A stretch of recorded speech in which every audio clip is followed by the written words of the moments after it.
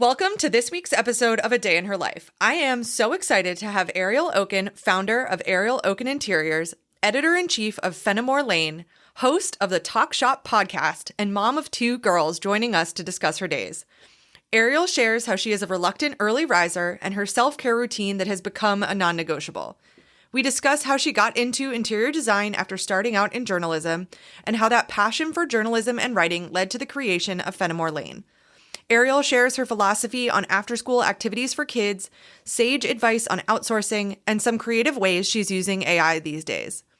As fellow kindergarten moms, we talk about that transition and what this current phase of life looks like for her. And I cannot wait to try some of Ariel's obsession this week. This episode is such a fun conversation, and I know you're going to love learning about Ariel. You can follow Ariel at Ariel Okin and learn more about Fenimore Lane at fenimorelane.com or on Instagram at Fenimore Lane. And thank you for making a day in her life a part of a day in your life. I am absolutely thrilled that you're here listening to this episode. And wherever you're listening, I would love it if you would subscribe and take a second to leave a review. It really does help the podcast grow, and I am so grateful for your support. If you have any thoughts, questions, guest suggestions, feedback, or want to chat about this season is Love is Blind, really anything, please reach out on Instagram at A Day in Her Life Pod or on our website, adayinherlife.com. I am truly so buoyed by your comments and messages, so thank you. And if you want more A Day in Her Life, you can follow along on Instagram or subscribe to our weekly newsletter on Substack. I've recently opened up the chat on Substack and would love for you to share questions to other listeners, react to weekly prompts that I will share, and continue to build our community on Substack. All right, now let's jump into the episode and let's have some fun. Welcome to today's episode of A Day in Her Life podcast. Today, I am so excited to have Ariel Okin joining us to discuss her days. Hi, Ariel. Thanks so much for joining me today. How's it going? Hi, I'm so excited to be on. I love listening to the show, so I'm really pumped to be a guest. We're so excited to have you. Can you set the scene for us and fill us in on who you are, where you live, what you do, and what your household looks like? Yeah, so I am an interior designer. I'm also the founder of Fenimore Lane, which is an editorial site, an e-commerce site.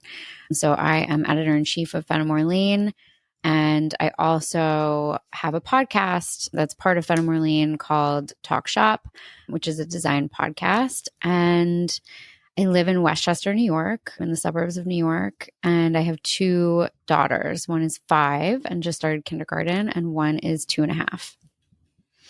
Awesome. And we were talking a little bit about this beforehand, but how's that transition going for you for the kindergartners? Oh my God. It's been rough over here. Yeah, it's such a transition. I knew it would be, but I didn't fully appreciate how logistically exhausting it is to have 2 kids in 2 different schools with 2 different schedules. And then also like doing all the after school and the pickup and the bus. And, it's just a lot, but she's loving it, which is great. And she's having a lot of fun, which is all that matters. I feel like sometimes it's a little bit harder on us. Leading up to it, I was a wreck, and then, he was fine. But I mean, I fully cried when the kindergarten bus pulled away on the first day. I was like, I called my mom sobbing. My daughter, every day we drop him off, still cries. The first day she lost it. Yeah, every day he gets on the bus, she makes a sad face, and at least one tear comes out. I'm hoping that goes away, but it's adorable. I bring my younger one to the bus and then bring her right from the bus stop to preschool. And she gets so excited when she sees the bus come by. She's like, it's a bus! Yeah. My 2.5-year-old is still saying that she's going to kindergarten next week. I'm like, that's not exactly how I love it works. that. I love their warped sense of time. That 2.5 age is so young, because she'll tell, quote unquote, tell me about her day before bedtime. She's like, I went to the park with so-and-so today. I'm like, that happened 3 weeks ago, but I'm not going to correct you. 0 sense of time. Yeah, they're a riot. We do the high-low buffalo that Carly recommended in her episode, and she doesn't really get it's a good thing, a bad thing, and a funny thing. Yeah. She'll say something really great for the low, but we're just like, huh? I've been doing the rosebud thorn with my older one. And then she added, which I love. So we do a feather, which is something silly that happened. And then she added Fuzzy, which is something that made her feel warm and fuzzy, and Oh, I love superhero, that. which is when she felt brave or proud or both, which I love. Love those. I know. So those are really fun. We don't do it like every night because some nights we're both just so exhausted. But when we do it, I feel like that's how I get the most information on like how her day went and stuff like that. Because of course, when I ask her like, "How was your day?" I get like nothing. That's fun. Yeah, Yeah. I'll have to try those. I love that. it's sweet. All right, so let's jump right in. Let's start with your mornings. What time do you get up, Ariel? What do you eat in the morning if you eat anything? And what does it look like until, let's say, you get the oldest kid on the bus and then in the car with the younger? What's that look like for you? So my younger one has just started to get up at the crack of dawn out of the blue. It started over the summer. She used to sleep until 8 and now she's up at 6, which is really hard because I am not a morning person at all. So I unfortunately I'm up at 6 now. I'll grab her because she's really loud in the morning. So she'll scream like, "Mommy." So I run into her room. I grab her so that she doesn't wake up my older daughter because she's like me and sleeps late. And I bring her into bed with me and we watch PBS Kids in bed for a little bit. And I try to I'll snooze for a little bit longer while she's watching. And then I'll wake up and, read my emails and catch up on everything. And then I wake up my older daughter and I start to get her dressed. My younger one has really enjoyed waking my older one up in the morning. She runs in her room and screams in her face, which my older one, of course, does not love. And then we all go downstairs. I have been really big on Rishi has this delicious chai tea. So I have that in the morning with some creamer, first thing the second we get downstairs so that I can function because I need caffeine. But coffee makes me tweak. So tea is a more stable caffeination route for me. And then I get everybody dressed and then everybody gets thrown in the car and then I drive down to the bus stop. I get my older one on the bus and then I drive my younger one to preschool and then I come home. So by the time I get home and start my workday, I feel like I've lived 12 lives. So true. Once you get home, what does your workday look like typically? So my work days are different every day, but for the most part, I would say I get back from drop off and then I'll try to work out. I try to work out 3 times a week if I can. And I do a calendar block so that I don't book meetings during that time, just so that I can find a way to get that in because it's super important to me. What type of workouts do you like? I love strength training. I've been working out with this great woman. Her name is Lauren, but her company is called LB Fit and she's great. So I'll do that with a friend and with Lauren. But I got really into strength training and it totally changed my body postpartum after my second kid. And I just feel stronger. And it's also really good for your bones and osteoporosis prevention and all that fun stuff. Mm-hmm. So I love that. And then if I'm not doing that, then I go for a walk. I love to go for a walk outside. It's just, even in the winter, I like to be outside in nature. It's nice. And then once I do that, then I kick into my workday. But if I'm traveling for work, if we have a shoot or if I have to be in the city for a market appointment or if I have a client visit, then I unfortunately scrap my workout and then I leave basically the second I get back from drop off. Absolutely. When you're home, do you work from home primarily or do you have an office? And then how do you structure your days or do you have any control of that for you and your team? Yeah, so it's a mix. We do have an office, which is walking distance to my house, which I love. And it is so cute. I love our office. And we try to make Wednesdays office days. We have a team of 7. So our operations director is remote. She's based in Austin, Texas. She's been with me for almost 10 years since I launched the company. And so she'll fly up every couple months. She flies in for shoots and things like that. And then there's a mix. Some of the girls live in the city. One lives in Fairfield. So we try to meet up in the office at least once a week on Wednesday.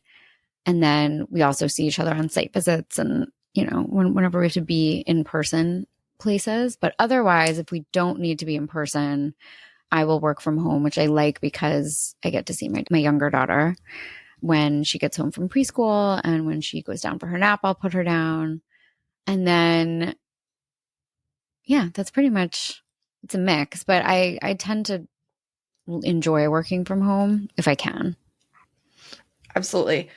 You mentioned when your daughter gets home from preschool, do you have a nanny who picks her up, or what does that look like? And then what does that Yes. like afternoon look like? Yeah, go for Yeah. it. So we're very lucky to have some childcare, which no working mom can function without, um, which is super helpful. So I drop off the girls in the morning. So I do both drop offs, but then she'll do the pickup just for my younger daughter. And then I usually stop working around like dinner time if I'm working from home, and I'll go sit with them. We'll have family dinner. My husband will come home and sit with us towards the end of family dinner. Then he'll eat too. We'll all eat together. We'll have dessert together. And then my husband and I do the whole like bedtime bath routine. Usually we split a kid. So like I'll take one, he'll take the other. The divide and conquer is sometimes the Yes. way to go. And then we swap. So we say goodnight to both, but we choose one for bath. Speaking of dinner, who does a lot of the cooking in the household? And then what kinds of foods do you tend to gravitate towards? I love to cook. So something I've recently been doing is I'll add the cooking block, like a calendar block in my calendar for Mondays and Wednesdays, and I'll choose what I'm going to make for that week, and I'll order it on Fresh Direct, and then I'll set a reminder on the Apple like reminders app around 4 o'clock, just reminding me like, oh, hey, like you're cooking something tonight and here's what it is. And these are what the ingredients are. They're in your fridge. Otherwise, my brain is a sieve and I'm a mom and I have mom brain. But that's something I've been doing recently. I was sort of not cooking for like a good year, and I was ordering more prepared foods and things like that. And I feel better when I cook, and I enjoy it, and it's relaxing for me. So I'm starting to get back into it. What do I cook? I mean, I cook like a variety. I mean, the girls kind of love anything carby or pasta, or, I make like turkey bolognese with veggies a lot for the girls with pasta. I made up a recipe for braised chicken thighs with root vegetables. That's the recipe's on Fenimore Lane. That was really good. I've never used Chat GPT before, and I put in to Chat GPT, can you give me a recipe with these 4 ingredients that I have in I picked whatever ingredients I had. And then I said like in the style of Ina Garten in 30 minutes. And it gave me this like great framework to work off of. And then I sort of riffed on it, and the recipe was really good. So that's what I do about cooking. And then we'll order, some nights, Friday night, usually my husband and I go out to dinner with friends. So we'll order for the girls. And then Saturday we do we'll meet another family for dinner or something. Nice. What time is bedtime typically for your kids? And then what does that post bedtime time frame look like for you until your bedtime? Well, lately my older daughter is a night owl like me. And then my younger one goes down pretty easily. Like she can put herself to bed. Like she's like an early riser. She likes to go to sleep. Like she doesn't fight bedtime. Knock on wood. I'm like literally knocking on my head right now. Don't want to jinx myself. My older daughter is like me, and I am naturally a night owl and a late sleeper. When she falls asleep is truly a mystery to all. I've been doing, because she was running out of her room a bit, so I got a Tony box, and that is great. It keeps her in her bed. She can play. I have a little nightstand table next to her. I also make little picture books for each month with this app called Chat Books. I use them too. Yeah. Oh my God, it's so easy. And she loves it. And so she'll fall asleep with like literally all her little like picture books in her bed and her little Tonys. It's very cute. The Tony box is like a desert island item in our house. Oh my God. Yeah. It's amazing. And it like, I would repurchase it over and over. Yeah. My son listens to it at bedtime as well. Yeah. It's a great bedtime like trick. Have you used any of the creative Tonys where you can read your own stories onto them? I saw that. I haven't done it yet. I really want to. I feel like it's such a good idea. That's a good reminder. I had that on my list. It's a great grandparent trick too. So my parents will read onto it from Rhode Island. Oh my God. You just sync it, and they get so excited when there's my dad reading, the places you'll go. Yeah. Oh my God. I got to have my mom do that. So my daughter would love that. Yeah, it's a really cool. Now he calls it the Kiki Tony because that's what he calls my mom. So. Oh my God, that's so cute. That's That's adorable. No, I need to do that. I kept seeing ads for it. That's really smart too. Yeah, that's a good one. What do you do after your kids are in bed? What do you do to wind down or not wind down? And then what time do you typically go to bed? So if my older daughter goes to bed at a reasonable hour, I shower every night before bed. I'm like a nighttime shower person. So I'll either take like a hot bath and then a shower or just a shower. I'll get in my PJs. I'll do my skincare routine. And then I love to just get in bed and read my Kindle. That is like the ultimate luxury to me is, an hour of uninterrupted reading time where no one's bothering me. Or I'll get in bed and read my magazines that I stockpile them. And when I have a free moment, I'll read them. If I'm swamped at work, which has lately been the case because I've been doing all of the after school activities for my kids and taking them to everything, like then I lose 3 hours of work during the day. So then I'm up late catching up. So if I'm doing that, then I'm like downstairs at my kitchen table, sometimes until midnight, which I'm trying to curb doing, but sometimes I have no other option. So it really depends. But my ideal night is, everybody's asleep at 8 o'clock and I can take a shower and then I can get in bed and read for 2 hours. Awesome. What are you reading right now? I'm reading a whole host. I'm one of those people that like toggles between books, which is, some people think that's so weird. I just started, there's this new literary company called, I think, 831 Stories. Yes, the Erica. Yes. So I'm reading Big Fan, which is super cute, and I liked it. To me, it reads like a rom-com movie. Mm-hmm. I know that that's going to get optioned to be a movie. It's great. And then I love like weird science books. So I'm reading one about the microbiome and I'm reading one about transcendental meditation. Like I have all these weird, I love like nerdy science books.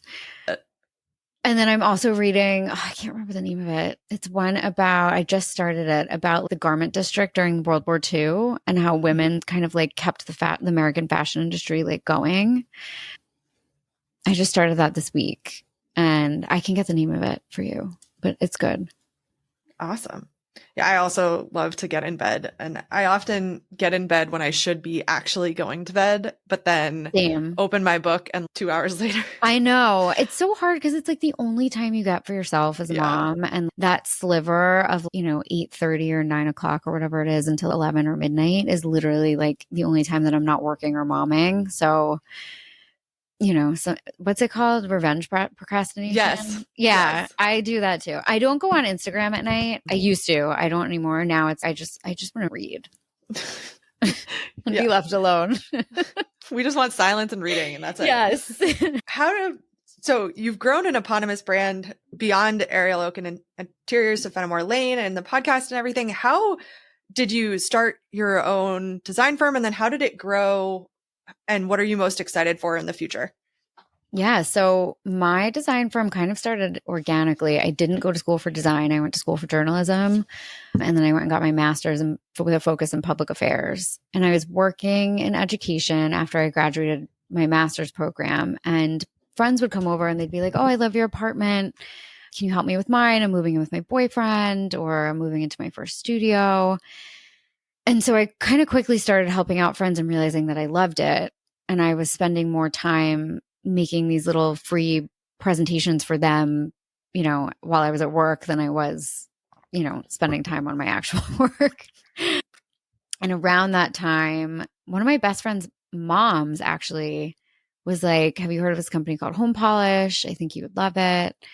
So I somehow got introduced to Home Polish, which doesn't exist anymore. But at the time it was it kind of marketed itself as an agency for interior designers. So they connected you with the client, they managed your publicity, they managed your photography. And that really helped me catapult and start my brand in a supercharged way. When I first started out, I shot my apartment and then I used those photos and created a Squarespace. And then I sent my little website that I made out to everyone I knew on like a BCC email. And I was like, "Hey, I'm doing this on the side. If anybody wants help, let me know." And I got a bunch of clients that way, just like word of mouth, friends of friends. And at first I didn't charge them. And then I would ask them to cover the cost of photography, which is interiors photography can be expensive. So that was really helpful and helped me build my portfolio. And then as I built that portfolio, then I applied to home polish, and then I became a home polish designer. And then I was there for about 2 years. This was while I was working on the side. Like I still had my day job. And then I became a premier designer with them, which was like their top tier US designer. And once I became a premier designer, I left my day job when I had built up a book of business where I had 6 months worth of clients. And I was like, okay, if this doesn't work, then I can always find another job, but I'm going to give it a shot. And it worked. So, and then I stayed with home polish for about another year. And then I left home polish because it eventually ended up closing, and we could all kind of tell that was going to happen. So I went out like fully on my own. And I founded my firm in 2016, and I went out fully on my own, I think like in 18. And then Fenimore Lane, I started during the pandemic so I went to undergrad for journalism, and I'm a contributing writer to Vogue and AD and a few other places. And during the beginning of the pandemic, none of my editors were taking outside pitches from freelancers. They were kind of keeping everything in-house with salaried writers. So I missed writing. So I started my own site, and it kind of like really snowballed from there. It's become, we have Fenimore Lane Media now, which encompasses like the Fenimore Lane editorial and e-com site. And then also Talk Shop, which is our design podcast, which is in the top 1%. We just found out of design podcasts, which was really exciting. That's awesome. Yeah. And did the podcast start around the same time, or no? We started the kept podcast doing more things. Yeah. You know what? So like the podcast is called Talk Shop, which is the sort of like hero interview series that we had on Fenimore Lane digital. And about a year and a half, 2 years ago, I was like, what if we turned Talk Shop digital also into a podcast series where we get to really deep dive with certain people and hear their stories and, turn this into a multi-sensory kind of experience.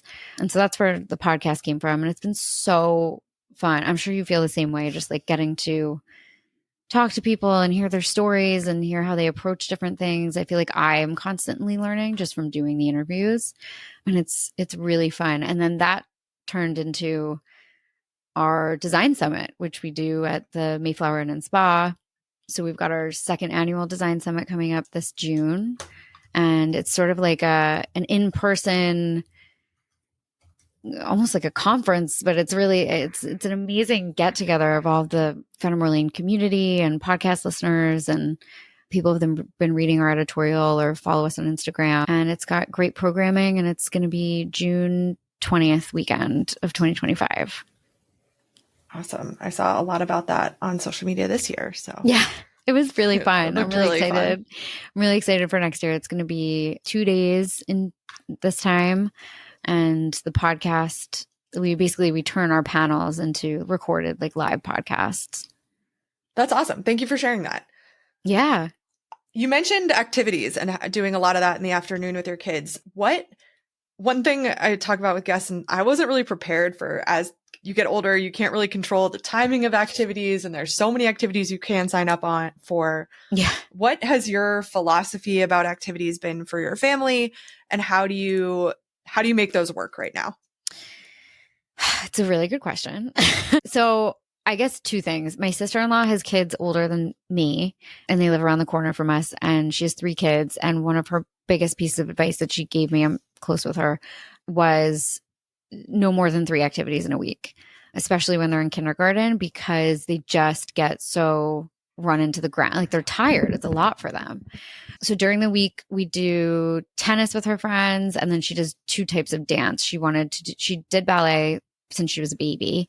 So she wanted to continue that. And then her friends wanted to do hip hop. So she's doing ballet, hip hop, and tennis. And then the other days I leave open for like play dates and just unstructured, free playtime, because I think that's super important for them to be able to decompress too. It's like a long week by the end of the week. And then on the weekends, right now she's doing soccer, but I don't know if she loves it. So, and my philosophy is like, I don't want to force them to do things they don't want to do. Like I'm very big on like, just do the activities that you are excited about and want to do. So we'll see how soccer goes, but, yeah, I try not to overdo it. It's hard because then they want to be an extra, they hear their friends are doing something, they want to do it with them. So, you don't want to tell them no, but you also don't want to overschedule them. It's a hard balance. Yeah. And also, I mean, as the drivers, we can't be in 3 places at once either. We discovered this year that my son's soccer is at the exact same time as my daughter's soccer. So it's so many different logistics. Oh my God. Yeah. No, it's when kids' schedules overlap, it gives me so much anxiety. Like my younger one is only in one activity and it overlaps at the same time at the same place as my older daughter. Otherwise, she wouldn't be in anything because I can't physically be in 2 places at once. Yeah. And do you do a lot of the afternoon shuttling to those, or is your nanny able to help out, or how does that work? I've been doing it. Our nanny, who I love so much, is on medical leave. So we have someone helping out right now who's also fantastic and amazing and so wonderful. But I've been doing all the after school activity stuff. So I take the girls to everything. It's also like a big change, with kindergarten and all that. So I want to kind of go to all this stuff and be around now that I think being able to go to some of the after school stuff is fun because you get to see like new friends from school that you may not have known who she's like talking about, so it's fun. I didn't get to do that last year and I'm enjoying it, even though it is adding to the amount of times that I am up working super late at night, but it's the only option. Yeah, totally. What do you do in the day for yourself? So you mentioned your workout, your evening bath and reading. Is there anything else that you classify as self-care during the day or during a few weeks that you tend to do or really rely on? Yeah. So my workout is a huge one. That's a non-negotiable for me. I just feel so much better when I'm moving my body, at least a couple times a week. I also get acupuncture twice a month. That is really helpful just for my back. I have like upper back stuff, like chronic muscle tension from carrying 2 kids. But it also just really helps with relaxing and resetting your nervous system. And so I really love that. That's another non-negotiable. I also do meditation. So I try to carve out time to meditate. It's hard to do it in the morning unless I wake up before my younger daughter, and she's been getting up so early that lately I'm not getting up at 5 o'clock to meditate, but I will do it at night before bed. And I learned how to do transcendental meditation about 2 years ago, and it was really helpful. I did Headspace for about 10-ish years before that. So I've had a regular meditation practice for a long time, but TM is different and I've really, really liked it. So I try to do that at night before bed. They tell you not to do it at night, but it's the only time I can do it. So got to make it work. I feel like if I'm meditating, it's good. So it's fine. Yeah. You mentioned using AI to create, or ChatGPT to help with the recipe creation. I've done that before and it truly blew my mind. Yeah. Are there other ways? It's so cool. Are there other ways that you're using AI in your day-to-day life? I'm trying to learn more ways to incorporate it into my day, and I feel like there's always something to learn. I'm not right now. I was the first time I used it. I was like thinking, because I was thinking to myself, like, oh, I have these ingredients. What could I make? And I was like looking at recipes and I was like, oh my God, this is like the point of, I have to try it. And it was so easy. I haven't used it for anything else yet, but I was really blown away by the way that it just spit out an Ina Garten-esque recipe with the exact ingredients that I had in my fridge. That was kind of cool. But no, I haven't used it for anything else. It is fascinating though. I'm curious. I see a lot of people using Midjourney in interior design for renderings, and I'm kind of curious how that's going to make the rendering process more accessible and easier in the next couple years. Is that an app or like a tool, or Midjourney is kind of like Yeah, Midjourney's like AI, but like you can type into Midjourney, show me a wood paneled room with a forest view and Okay. dark green sofa and da da da. And it like literally makes like a photorealistic rendering of whatever you tell it to do. So I think for the interior design world, someone's going to harness that and turn it into something, because right now renderings are often contracted out and they're kind of clunky and expensive to do. So I'm curious where that goes. That's really cool. Yeah, I feel like there's so many possibilities these days, and I've used ChatGPT in some weird ways that I was like, why not? Let's just see if it can do this. And I know. been One of surprised. my, well, you know what? I'm a class mom this year for kindergarten, and the other Same. class mom, love it. The other class mom was telling me she uses it to help create bedtime stories at night. Like she does it with her kids as an activity, and she'll have them say, okay, like think up, a little bit about what you want the story to be. And the kids will give, it's like almost like Mad Libs. And then she'll type in what they want. And then it spits out like this like custom story for them with like their names in it and what they want, which I thought was such an interesting way to use it. That is a really cool way. I'll have to try that because my son is getting bored with the depth of my stories. I tried to do chapter books recently and I was not met with much excitement. So maybe I need to just chat GPT my stories too. I cannot wait until I can read Harry Potter with my son. I know. I like got Magic Treehouse, which I loved as a kid, but I'm not getting the excitement at the moment. So I think maybe she's a little too young still. Have you tried Mercy Watson? Do you have the Mercy Watson books? They're really cute chapter books. They're the first ones that we got for my son, and they are about a pig who likes toast with a great deal of butter. Oh, God. And it's just about the antics of this pig. Those.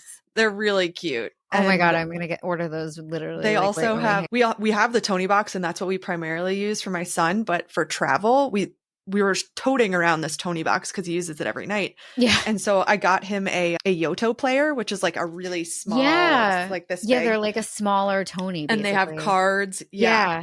And they have the Mercy Watson books on the cards as well. Oh. So we've read them all to him, but now he can listen to them by listening to the card. Yeah. So I feel like there's a lot of cool stuff with those. So cute. They're really, really cute. And they take place in the South, and like there's like funny names and stuff. Oh my God. She'll love those. There's a series of like bear and mouse books by this writer called Bonnie Becker. And my older daughter loves them. And I actually love reading them. They're so cute and funny. She's an English writer, and the bear lives in this like really cute English countryside house. They're just like adorable. They're so wholesome and adorable. And they're written very like with a very English sense of humor. And my older one loves them. So we read those a lot. I'm so excited for mine to start actually reading. I don't know. I know. Feel like it's going to be such a big milestone. The Bob books. Like yes, we were reading those. Yes. So my older one has been reading those too. And she gets so excited. They're like very simple. It's the cat sat on the mat. Matt ran. Yes, exactly. But she gets so proud and is so excited with them. It's really sweet. They're really, really cute. How do you stay organized? So you run your own business, you have 7 employees, you also have a family and trying to coordinate activities and all of the things. Do you use a Google Calendar, a Skylight thing? What are there tools that you're using for organization these days? Yes. So I use Google Calendar, and then my husband and I put everything on the calendar, and we like invite each other to everything so that we don't miss any of that. I also have an assistant, which was game changing for me. I hired an assistant. Shout out to Caitlin if you're listening. I love you. She's the best, and she keeps my life in order. She has been with us for about a year, and I hit an inflection point about a year ago where I just couldn't keep track of my own meetings anymore and scheduling them and getting everything on the books. Because there are days where I'm like back to back in meetings from the second I get home from dropping my kids until like dinner time. So plus the podcast scheduling and all of that. So she has been instrumental in keeping me on track. I like wouldn't be organized without her. I just ordered a skylight. It hasn't come yet, but I'm really excited. I've heard really good things about it. I have friends who have them and they love it, because I feel like it's good to have one central thing in the kitchen where you just kind of keep passing it and it kind of gets into your brain through osmosis. And yeah, that's it, I would say. But I'm very digital with all that stuff. Like I need it. I'm not like a write it down in a physical book. I used to be before I had kids. I wrote everything in like my little Smythson diary, but now that I have 2 kids and there's just too much going on, I'm like, I need to put it in my phone or I won't remember. And things change so quickly. I don't know. Yeah. Maybe our parents didn't need Google Calendar, but I don't know how they survived without it. I know my mom had this like black leather diary that she brought, calendar thing that she brought with her everywhere, and it had everything in it. And I don't know how she functioned by just having My that. mom still has her leather. I forget the name of it, but I can see it exactly. It's got, and then you pop out this year's The calendar inside. pages and Yeah. put in new ones. Yes. Yep. Yes. So funny. How do you make time for your relationships with your friends during a given week or a month, or what does that cadence look like? And how do you keep in touch with friends these days? So I have a few group chats running. I have one with I have my best friends from home are like my best friends since I'm 2 from preschool, and then my best college friends. And then I have my mom friends. So I have like group chats running that we're kind of just talking all the time in, and I pin them to the top of my, how you can pin like conversations. So I have some of those up there so that they're always top of mind and they see them, so that I'll write in them, and, kind of just keeps everybody top of mind. And then I'll schedule, my college friends and I have been trying to do like a monthly lunch in the city so that we can see each other. It's hard in the summer because they're all over the place and we're all over the place, but we're trying to get back into that now that it's fall. My mom friends I see on the weekend all the time and at drop off, and, which is really great. I feel like drop off and pick up are like such a nice inflection point of the day because you get to bump into them and see them otherwise. And then my home friends, like one of my best home friends since I'm 2 is coming to visit me next weekend. So just like planning ahead, I think is really important, and just texting a lot. Like I try to text and follow up and ask how people are doing. And it's hard to remind yourself to do that sometimes when you're stuck in the thick of everything. And also just last minute, like including people to do stuff. If you're going on a walk and you're like, oh, or you happen to be texting one of your friends, and, oh, what are you doing this morning? Are you free? Do you want to come join me? Like just including people in that way. I think the impromptu chats can always be like a good, happy surprise that you wouldn't otherwise have thought you were going to get in your day that day. Yeah. This morning I went on a walk with a friend, and it's always just so nice to get extra time, like doing something good for your body. And yes, it's the best. I think going on a walk outside with a friend is literally, it's like a triple home run because you're outside in nature, you're getting exercise, and you're seeing your friend. So I love to do that. Absolutely. And how do you make time for your relationship with your husband? You mentioned a date night. What is the cadence of that? And are there other ways that you try to make time for each other or connect during a week? Yeah. So he gets home usually in time for dinner, for family dinner, which is great. Family dinner, I think, is so nice because you can all just like decompress and connect, and, it's just good for the kids. So we get that at least a couple of times during the week, which is great. And then we go out with friends Friday nights, or sometimes we'll go just the 2 of us, but always just like grown-ups on Friday nights. And then Saturday nights we'll go out with like other friends and their kids. And then once a quarter, we make it like a thing to go away for at least like 2 nights, just the 2 of us. We love going to the Mayflower. It's obviously a very special place to me, especially now that we do the design summit there. Like I feel like I got married there because we did the design summit there. It was like such a big like career moment, but it's a special place that we've been going to even before we started doing it. We've been going there for years, the 2 of us. So we'll try to pick places that are like an hour or 2 near my house so that there's less stress about going away because we're not far. I think going on a plane makes it just feels like harder to get away, But if you're like an hour driving distance, you're like, all right, God forbid anything, like we can come right home. So it alleviates some of the anxiety. So every quarter we try to go away for at least 2 nights, which is super, super nice. And it also, like, the second we go on that trip, we book the next one because it just gives us something to look forward to, especially when we're like exhausted. I'm like, all right, like in a month we're going away, and we just really, really look forward to getting some time, just the two of us. It's so important. Yeah, but it's also so true. It is stressful in some ways to go away from the kids, and any way you can reduce that makes it more accessible. Yeah, it makes it less of a thing. We went to I had to go down to Palm Beach for work last year, and he came with me.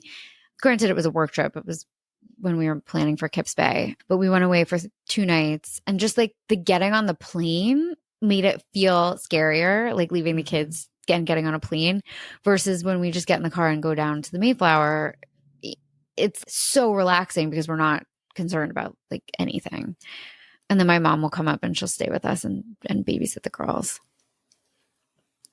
I absolutely understand that feeling. Yeah. In terms of outsourcing or dividing tasks in your household, how do you divide common tasks like laundry or grocery shopping, or who handles the lawn men or whatever, if that's a thing? And what do you choose to outsource, and how have you approached that for your house? So one of the best pieces of advice that I got was from my OB, actually. So she's a single practitioner OB. She has 4 kids. She's the best. I love her. We became friends. And she was like, outsource the things that don't need to be you physically doing them. So making lunch, for example, I write a list of things, ideas for lunch and stuff, but our nanny helps to make lunch in the morning or makes it the day before and packs it so that it's ready for the morning. You know, that's one less thing that I have to do to get the kids ready in the morning. And it is immensely helpful. You know, outsourcing those types of things, I think, if you can, is very, very helpful in terms of making sure that you can focus your attention where it's really important, so that you can, it's the same like work also. For work, I'm not doing the physical CAD drawings, but I'm overseeing the overarching creative direction and plan and like sourcing all the furniture and stuff, but I'm not physically drawing those plans myself, you know? So I think, and Bunny Williams talks a lot about like outsourcing the things that you are not the best at, or the things that you don't have to be doing yourself, like hiring an accountant, things like that, so that you can shine and do the things where you're really needed and where your talent can come through the most. And at home, that's for me right now, that's taking the kids to the after school activities because I want to be with them at the end of the day and hear about their days. Last year, our nanny was taking them to the after school. Like it also changes, you know? But right now there was a lot of change with my older one going to kindergarten, and I wanted to be there. So I'm doing all the after school stuff. I'm doing the morning drop off, and I'm, you know, outsourcing other things. So I think it's fluid, and it just depends on what season of life you're in also. But I think the key is to not feel guilt about outsourcing stuff. Otherwise you can't function. What is a ball that you are letting drop, or a conscious decision that you're making to deprioritize something that's just not important to you right now? I would say usually before kindergarten started, I was at my desk in my inbox all day long if I wasn't on site or something. Now, about 3 days a week, I'm missing like 3 hours of the workday in the afternoon because I'm doing after school. And that's really hard. And I would say that I'm consciously deprioritizing my inbox at the moment. And I'm like a very inbox zero type A person. So that's hard for me. But that's just where I am right now and what I need to be doing to be able to do those other things. So then I pick it back up when I get home after my kids are asleep. And also just being okay. Yeah, like just being okay with the fact that I'm not going to be at 0 every day. And there will be like, you know, maybe I'm at 22 or whatever, but it's fine. And I'm on top of it. It's just I'm not at 0, and that's okay. I'm just owning that. Do you have any hobbies right now that you're really into, like a sport or needle pointing or something that sparks joy right now? I just picked up tennis again for the first time in years. I hadn't played since high school. I'm not athletic at all, and I'm not a competitive person, but I really enjoyed just like hitting the ball a little bit and getting back into it. It's fun. So I've been taking lessons, I don't know, once a month or sometimes twice a month, but it's been really fun. I haven't played in so long, and I'm terrible, but I'm doing it for the fun of it, not like to be good. I've talked about it before. I did a spring tennis league in my town, Parks and Rec, and like it ignited my previous love of tennis. And Yeah. I was talking at the bus stop the other day about getting back into tennis, and she was like, "Oh, well, you should sign up for clinics at this local place." And I was like, "Oh, I should." And I emailed her that day, and I got like the last spot in a Wednesday night clinic all through the rest of the fall. And I was It's like, "This fun, is amazing! right? I'm so excited." It's so fun. And it's like a good way to be social and also get your exercise in. I really have been enjoying it. I mean, I'm not good, but I don't care. Part of the fun, as long as you're having fun. Yeah, exactly. Ariel, what is something that you are obsessed with recently? So something that's really sparking joy in your days. Oh man. Let me think. That's such a good question. Can it be anything? Like a product? Whatever you want. Okay, this is so random, but I love to make soup. And I have been using Brodo, has these seasoned bone broths. They are organic. They have really great ingredients in them. You can use them for anything. But they have a lemon rosemary. They have a ginger turmeric. They're so good. And I make soup like literally all the time. So I have been like obsessed with those. I also really like, on the topic of like things in my kitchen, Haven's Kitchen makes these pre-made sauce. They're like sauces, dips, marinades, and you can use them for anything. And I use all of them. I'm like obsessed with them. They're so good. Ooh, I'll have to check those out. They're so good. I use them. Oh, they come in those pouches from Whole Foods, right? Yeah, yes. I've seen those. I use them you can throw them as a quick marinade on chicken or a fish. I also will use them as like a salad dressing. I'll dilute them. And then they have like dip now, which is made with chickpea instead of dairy, but you can't tell. And it's really, really good. There's like a yuzu one that's like tangy and kind of spicy, and it's so yummy. And I use that with like crudité. I'm going to have to try those. They're like my little moment of joy during the day. I love that. Also, I'm going to have to try those broths. I feel like they've done the building of flavor into the broth for you. Yeah, and you can just that's why add they're whatever so you good. want. Yeah, and then you don't have to like add more stuff, and it makes cooking so easy. You can use it. Like I used the Brodo lemon rosemary as like part of the braise for that chicken dish that I made. And it made a really big difference. It adds like so much more depth of flavor. I love how all of my obsessions are food related, but there's this brand of chocolate called Chuao, like Chuao. And they have these little tiny chocolate bars that are like, I don't know, maybe 2 inches. And they have all these different flavors. Like they have like dark chocolate with honeycomb mixed into it. They have milk chocolate sea salt.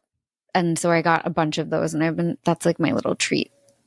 Ooh, that sounds like a treat that I need. They're really good. Awesome. Well, these are all giving me some serious inspiration for my kitchen. Yeah. Because it's soup season and I am here for it. Exactly. Ariel, where can people learn more about you and follow you? So you can find our interiors work on our website, arielokin.com. That's ARIELOKIN. And then you can also find me on Instagram at Ariel Okin. And then for Fenimore Lane, you can find us at fenimorelane.com, at Fenimore Lane on Instagram. And then the Talk Shop podcast is on iTunes, Spotify, YouTube, and anywhere else that you get podcasts. Awesome. And then what is your favorite part of a day in your life?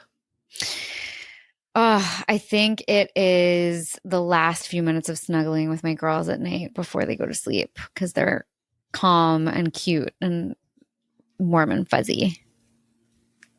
They are so sweet at night.